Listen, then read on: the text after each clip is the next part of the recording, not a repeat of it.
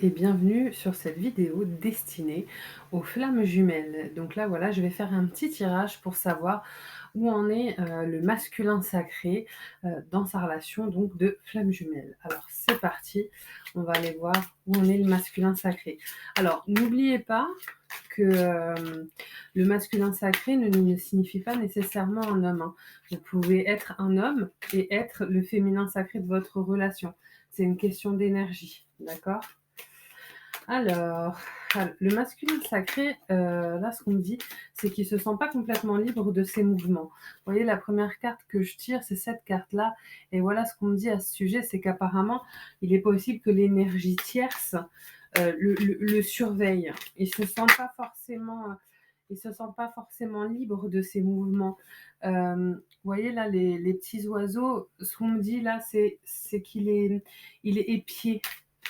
Il est épié, je pense que, il est possible que l'énergie tierce ait communiqué,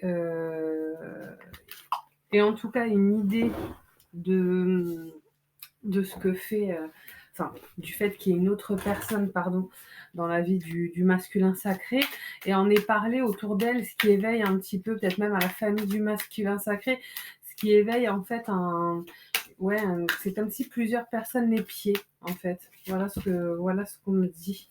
Oh, j'ai trop de cartes. Il se sent pas complètement libre, là, le masculin sacré.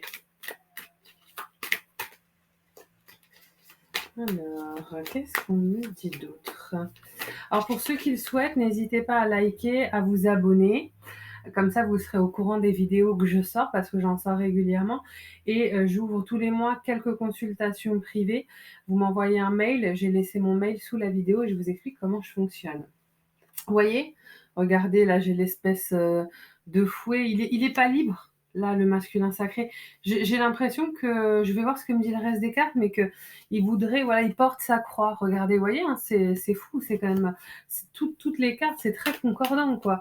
Il se sent bloqué, je pense, je vais voir ce que me dit le reste du jeu, mais qu'il a envie. Regardez, j'ai presque toutes les cartes négatives du jeu qui sont en train de sortir, quoi. Il se sent grignoté, en fait, dans sa liberté, et je pense que c'est pour ça qu'il doit se sentir bloqué de vous contacter, parce qu'il est possible que l'énergie tierce, elle aille fouiller dans son téléphone ou qu'il se sente vraiment épié. C'est comme si là, ce qu'on me dit, c'est comme si on avait réduit son espace, je vais prendre juste celle qui s'est retournée, son espace de liberté, quoi. Vous voyez, regardez, j'ai les masques, ils se cachent, quoi. Enfin, et l'anneau. Voilà.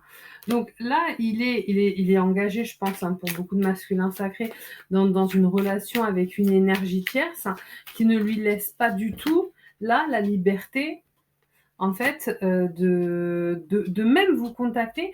Il se sent tellement, finalement, étouffé qu'il n'arrive même pas à entrer en contact avec vous. Vous voyez, regardez, j'ai la cage et la clé. Pourtant, je pense que vous êtes un petit peu sa clé vers la liberté. Regardez, vous êtes sa boussole. Et lui, il aimerait bien savoir ce que vous faites.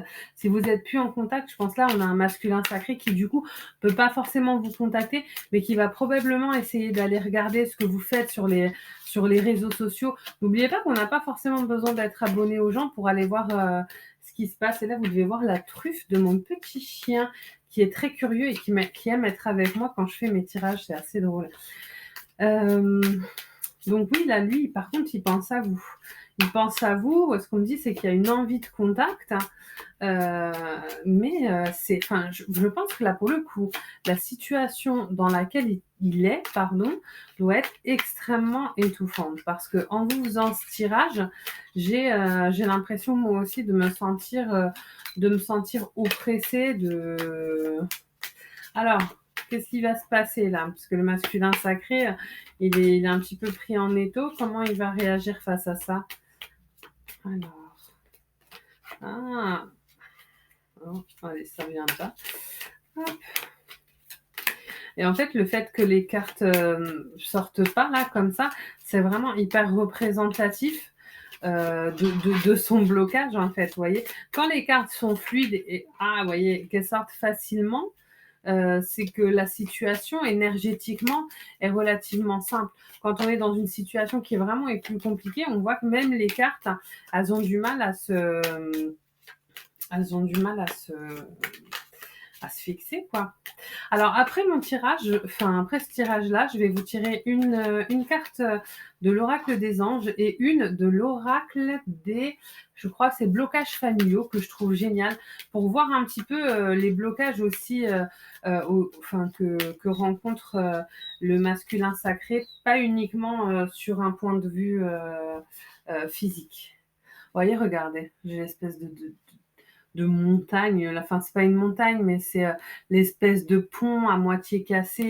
Le renard, il est épié, votre masculin sacré.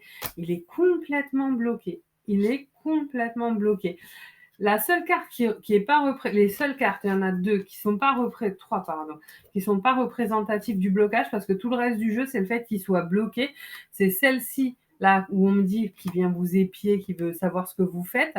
Celle-ci, oui, qui me dit que vous êtes un petit peu la clé vers sa liberté, et la boussole, voilà, qui m'indique qu'il a envie de revenir vers vous. Mais pour le moment, je ne vais pas tirer d'autres cartes parce qu'en fait, ça me redit tout le temps la même chose.